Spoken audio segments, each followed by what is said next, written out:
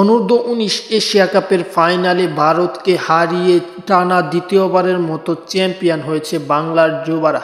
বাংলার টাইগাররা এই চ্যাম্পিয়ন হওয়ার মাধ্যমে অনন্য কীর্তি গড়েছে। সেই কীর্তি অর্জনের কারণে তাদেরকে 50 লক্ষ টাকা পুরস্কার ঘোষণা করেছে যুব ও ক্রীড়া মন্ত্রণালয়। যুব ও ক্রীড়া মন্ত্রণালয় তাদেরকে 50 লক্ষ টাকা দিবে এবং পাশাপাশি তারা এই এশিয়া কাপ ফাইনাল জিতে আরও অনেক টাকা দেশের জন্য নিয়ে এসেছে। সব কিছু মিলিয়ে অত্যন্ত সুন্দর হবে তাদের জন্য এই 50 লক্ষ টাকার দেওয়ার উদ্যোগটা, কারণ এই 50 লক্ষ টাকা পেয়ে তারা আবার অদম্য শক্তিতে এগিয়ে যাবে এবং উচ্ছ্বাসিত হয়ে আরও বড় বড় টুর্নামেন্টে বাংলাদেশকে চ্যাম্পিয়ন করতে চাইবে। সামনে আসছে অনূর্ধ্ব-19 বিশ্বকাপ, সেই বিশ্বকাপেও চ্যাম্পিয়ন হওয়ার লক্ষ্যই থাকবে টাইগারদের। যাই হোক, চ্যানেলটি সাবস্ক্রাইব করে রাখুন।